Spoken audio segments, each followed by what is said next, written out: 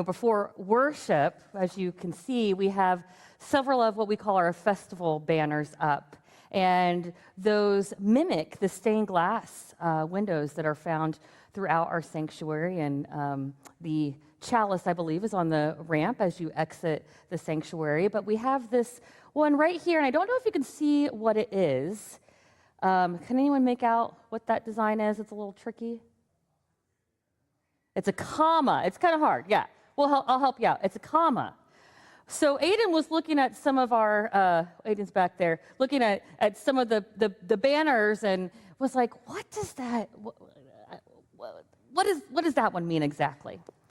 And so that comma is there to represent that we shouldn't place a period where God puts a comma, that God is still speaking. So we're about to explore Jesus' very first sermon in the Gospel of Matthew. It's his first sermon, and it's his longest uninterrupted sermon. And so as we dig into this, I invite you to make space and to pay attention to where God is still speaking to you and to us today in these ancient words. Does anyone have a guess on what this sermon might be called? Anyone? It is Jesus' first sermon, yes. But that's excellent. Alicia, thank you for paying attention. Yes.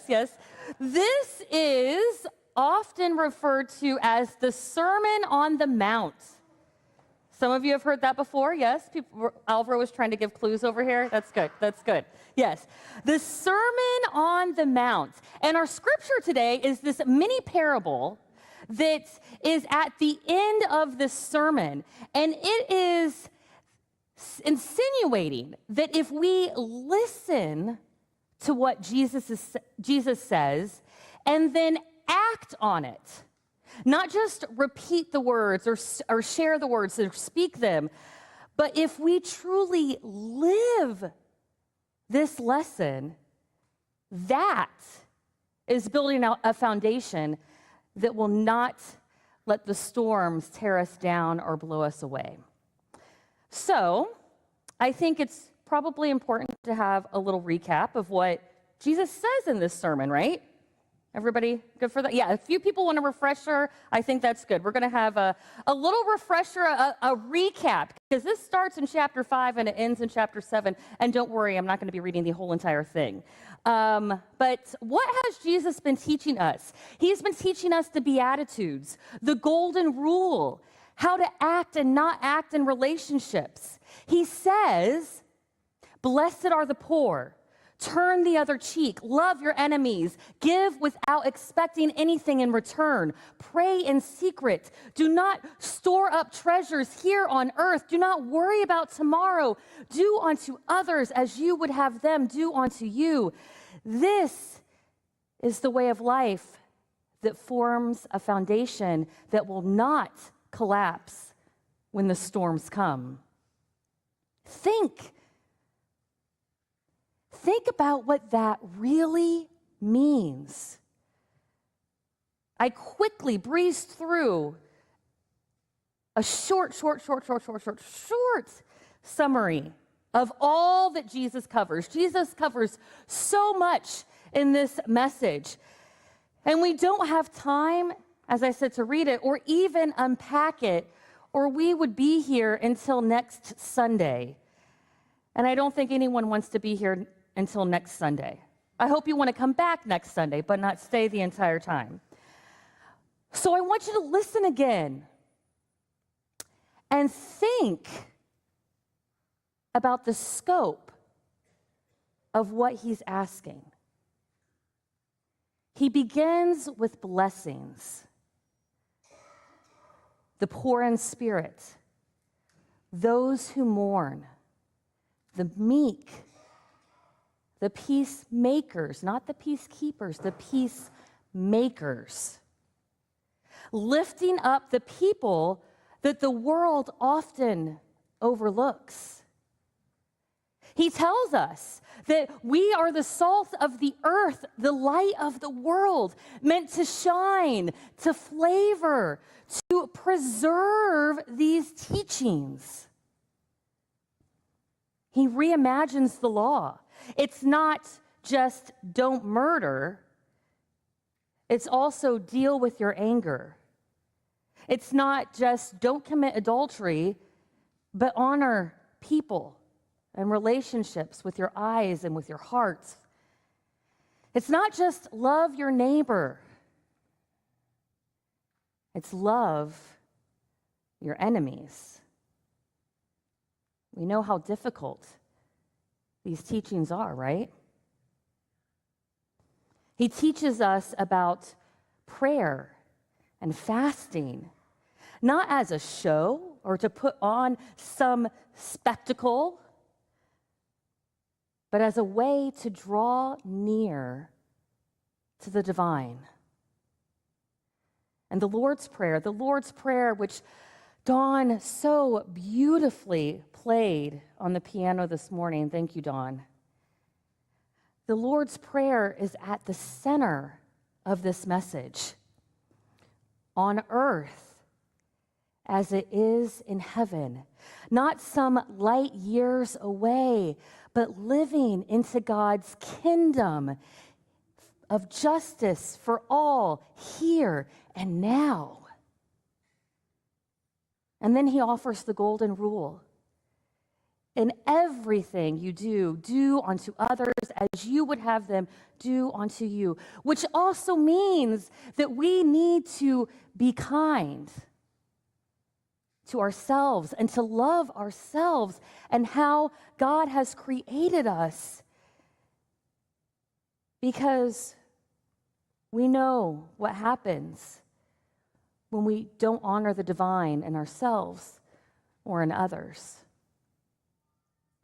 And after all of this, Jesus doesn't just say, remember my words. He says, live them. Live them. Put them into practice. Build your life on this way of compassion and justice and trust. That's the rock that will hold us when the storms come. He doesn't say, listen to me, obey my rules, follow my teachings, and you won't have any storms. No, he says, when the storms come. We all have and will and maybe are experiencing storms right now.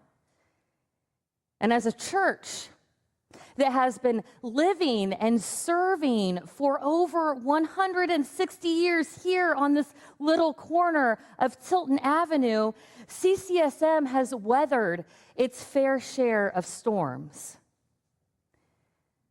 The flu pandemic of 1918, the Great Depression, 2 world wars, the 1989 earthquake, the long, slow decline of Christianity in America, and more recently, the storm of COVID-19. We've also faced storms here in our own house. Staff transitions, leadership changes, programs created and concluded, seasons when the budget was tight, when giving didn't quite meet expenses, when hard decisions had to be made, seasons when we couldn't agree on things. And of course, there's also the storms that each of us carry into this sanctuary every Sunday. Storms of divorce and illness and unemployment and grief and death and heartbreak and worry. The storms come, and yet we are still standing. Still standing, still singing, still serving, still building our lives on the ground of God's love and grace and peace and justice. my father, who's visiting today with my mother as well from Central Illinois. Oh. He knows a little bit more about buildings and foundations than I do. He is a civil engineer by training. And so I asked him, what makes a solid foundation? I told him what I was preaching on, and he said, even if you build on land that isn't ideal, even if the ground shifts or cracks, there are ways to reinforce the structure, to shore up the foundation, to keep your house standing strong. And I started to think about that in the life of the church. And I'm sure that our house has needed repairs after some of the storms that we've weathered. And I'm also sure that some of these reinforcements have helped to make us stronger to endure the next storm that comes around. So what does that look like? What does it look like to reinforce our structures? What practices does that entail?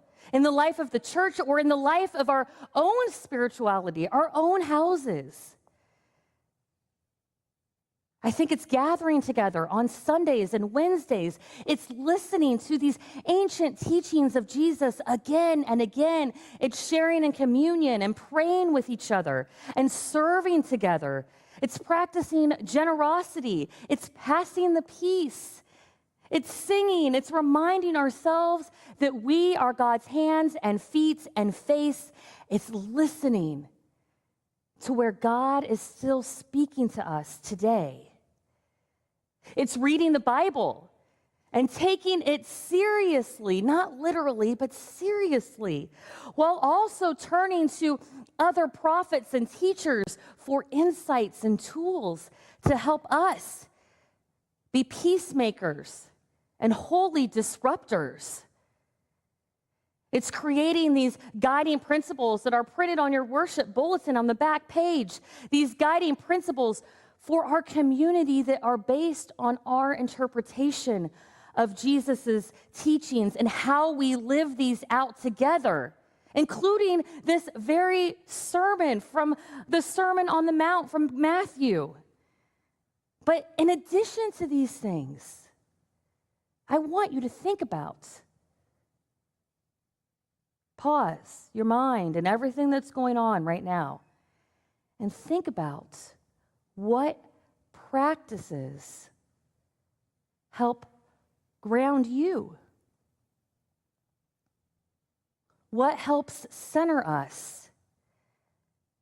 What helps keep your foundation strong for the storms ahead? And even the storms that we find ourselves in right now.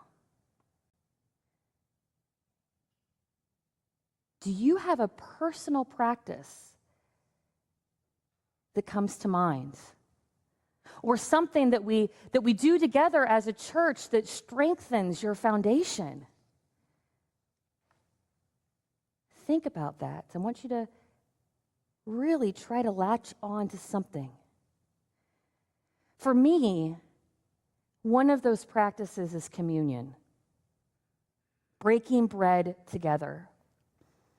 It's not only a reminder that God's love breaks into our lives again and again, but that we receive that love together and that we share that love together. Not just with this little family of faith that's in this physical and virtual sanctuary, but with all of God's children across all time and places and spaces. Communion grounds me in God's love and reminds me that we belong to one another. So what about you? what practices make your foundation firm? What practices ground us as a family of faith and a house of God? And this isn't a rhetorical question. I'm hoping, Alvaro, can I lean on you here? Since we're talking about what it means to have wide branches as a community, we're going to ask you a question again this week. Is there anyone, one or two people, that has something that you would like to share? What is a spiritual practice? Megan, yes. I saw that hand pop up. She's ready to go. I love it. My spiritual practice is gardening. Gardening, yes. Yes, thank you. Thank you. What a pit stop? Huh? Pit stop. Pit stop, okay. The spiritual practice of showing up at Sunday service, unless I'm out of town, always. Because I never know what's going to happen. The expectation is set that something will happen, and I don't want to miss it. Thanks, Kay. Had another hand, I think a couple rows back, maybe, yeah, Alvaro, and then back up here. Hi, my name is Philip, and as a rock musician and recording artist and in recovery from alcohol and drugs, my practice is going to meetings. I won't say it because it's anonymous, but I go to meetings, as we call it, a group of drunks. God is there. Thank you. Thank you, Philip. Then I think we had up here.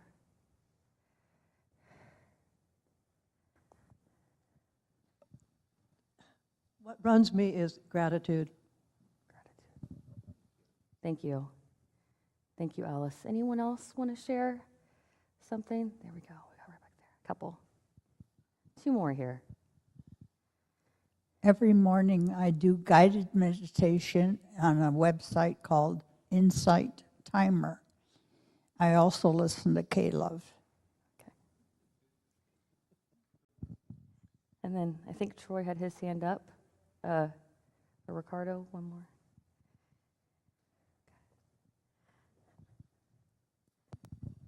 Hello, everyone. Can you see me?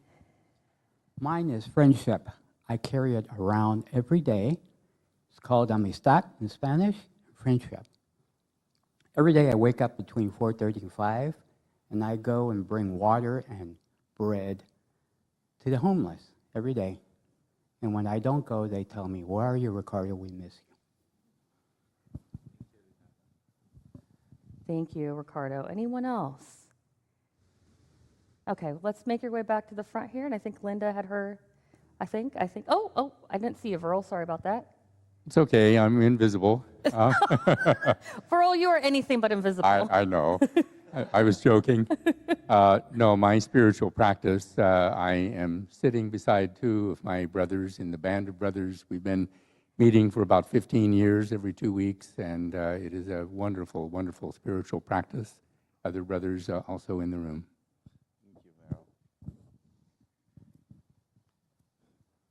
Thank you. My name's Linda. My mom had an everyday prayer, and it's on a granite in our garden, and it's every day of your life is a gift from God, and it goes on from there. Mm-hmm. Thank you, Linda. And then we'll wrap up with you, Peter. I think most of you know this already, but my name is Peter. I'm enjoying this day, as always.